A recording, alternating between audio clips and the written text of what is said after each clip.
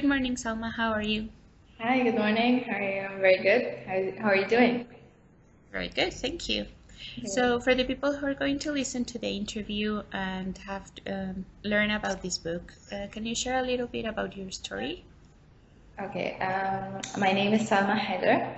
I'm a 26-year-old and I'm a graduate of human nutrition from Qatar University. And I have completed successfully my dietetic practice internship in clinical and community setting, as well as in sport. Currently, I'm a registered dietitian and a sport nutritionist, and also a co-author in a local health magazine. And also right now I'm participating with you in Raw and More magazine and many other books. And currently I'm also studying postgraduate diploma of sport nutrition in the International Olympic Committee, which is really an interesting part for me because I'm really passionate about sport and fitness and movement and creating a health lifestyle in Qatar. I'm originally Sudanese and I grew up here in Qatar all my life, so it's my home and where I belong to. And I call myself a worldwide citizen. So Okay. because I don't belong in one place, I find myself belonging to anywhere in the world. And I'm quite friendly and talkative sometimes, so it gets funny with me. Um, Talking about myself and how I started with nutrition is when I went to university, it was like thinking about doing something in health and medicine, and find myself being drafted into pharmacy school. And after a few months, I decided that it's not really what I wanted to do because my passion since I was a kid is how to be healthy and finding it like in a really attractive, nice way. And also, I like to move a lot, and that kind of job didn't really allow me to be myself. So I found myself changing to nutrition, which really made me really happy and excited. And just right there when I was changing, I was having problems with IBS, which is irritable bowel syndrome.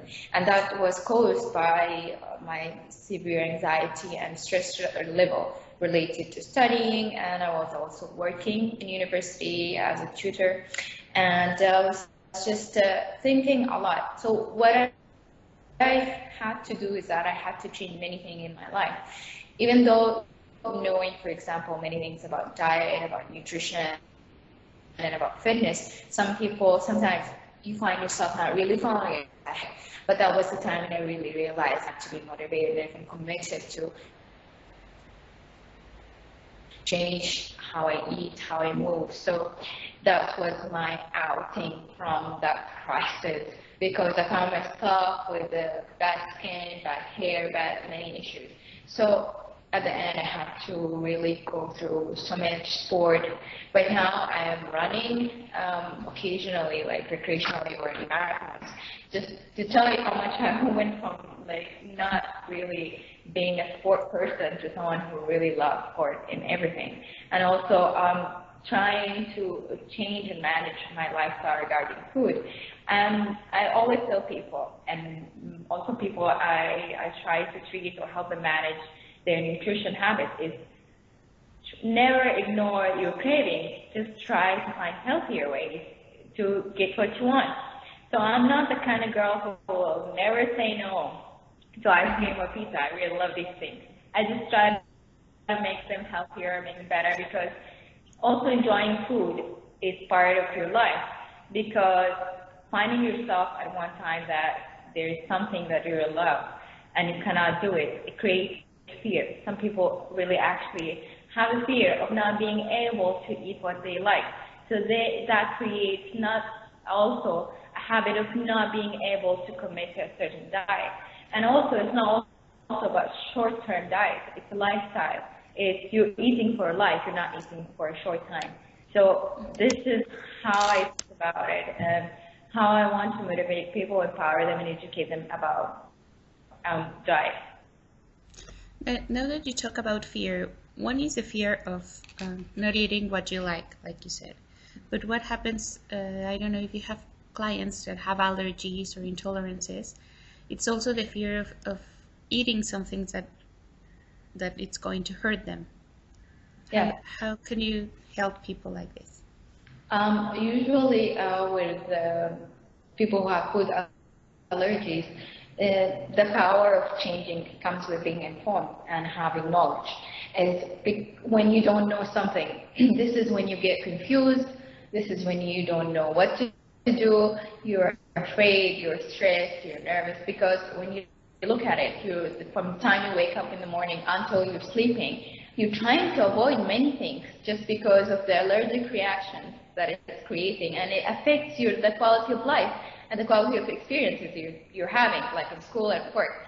So it also has to do with reading a lot, going to see a dietitian, a physician about your case, and knowing how to avoid it. For example, let's say you want to eat a certain kind of food, like energy bars, but you have a gluten allergy, so you will go and check for gluten-free products, or you will try to get products that might have something in it. So what you will do, you try to read the labels to see if there is cross-contamination.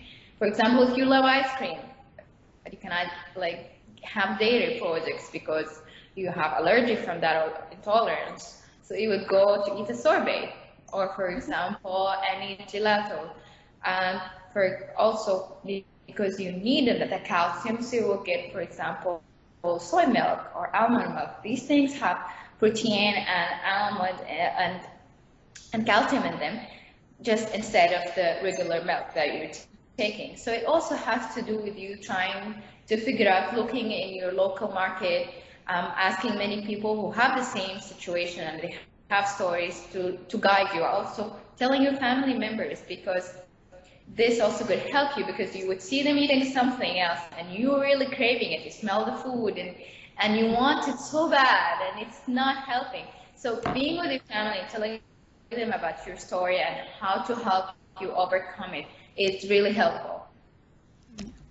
You being a nutritionist, how has nutrition changed from the last generation? Because I think it has changed a lot. Well, yes, there are certainly many things that are good and many things that are bad that have been changed. That, let's say, I would say positively, it's been many things that could be added to the studies and the research that's been done, which is really great. Now we know more, we can really be sure about more things. There are not so much myths, because before, there were things that we were not sure of, but by research we were sure of right now. But the problem, what we are suffering from right now, is with our clients, when they come to us and ask us questions about certain diets that people are consuming. For example, there could be fat diets that are not good for you, and they're not based on research, they're not based on eating or getting your most nutrients from. So it will be lacking in the things that your body needs.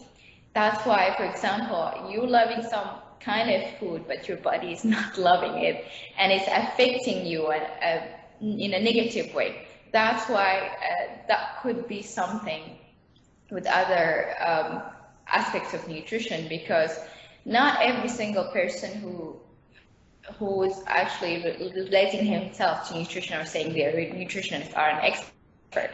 We usually have to listen to people who knows really about the field and who has practical knowledge in clinical and sport nutrition or any kind of field of nutrition. It doesn't have to be from any person, because this is the things that are happening now. Everybody could call themselves a nutritionist or a dietitian, and it's really affecting the kind of food people are taking or the kind of habits they are taking. So usually you have to research things very well before.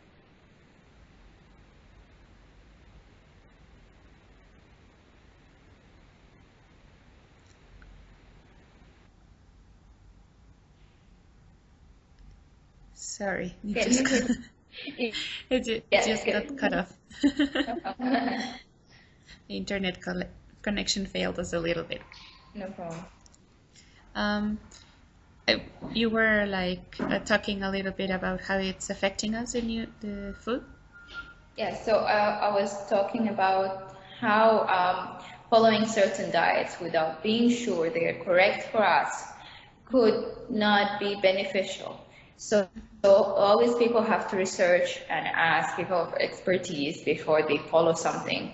And usually uh, it has to be something coming from studies and research, something that is really we're sure of. So scientific research is very important before people have to follow something. And because there's so many fad diets right now that people are following because it's easy. It could be, for example, something nice, it tastes good, but is it really good for my body? Is it giving me all the nutrients I need? This is what you have to ask yourself. Perfect. What is the favorite dish that you like to prepare? I love to make tiramisu. But there's something that I really love, which I cannot prepare, so I eat it outside. I love sushi a lot. This is my favorite. And I call myself a coffee junkie. I don't really overdose, but I really love the smell of coffee. It gives me like a kick in the morning. It's amazing. Right? What is the ingredient that's never missing from your kitchen? Yes, coffee. Coffee. Yeah. That's what. Okay. It's mine too. have to do that. I don't overdose either, but just the smell in the morning. It's such a nice smell, a comforting one to me. Yes, great. Is there another thing that you're never missing? Another type of food or vegetable or something that's never missing? For example, I always have to have a green salad at home every single day. This is very important for me. I don't pass a day without eating a salad, and I just feel good. And it has to be there. The plate has to be there in every single meal. And breakfast, yeah, I might not eat like a full salad, but at least I'll eat like a cucumber, tomatoes, and also one of the things that I really feel that I cannot live without. Of course, all of us cannot live without, but I prefer to consume more, which is water. I I drink a lot of water in a day, which makes me cleanse and detox in the right way after exercising, after eating, and also gives me good skin and hair, which is one of the things that many ladies care about. So water and salad. Very good. Yeah. Is there something else that you want to share with people who will buy this book?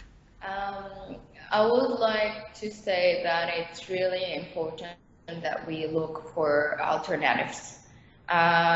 We might like something, but we cannot consume it. But that doesn't mean it's the end of the world, and doesn't mean you feel upset and let yourself be depressed and down because you cannot eat something that you love, for example, like chocolate.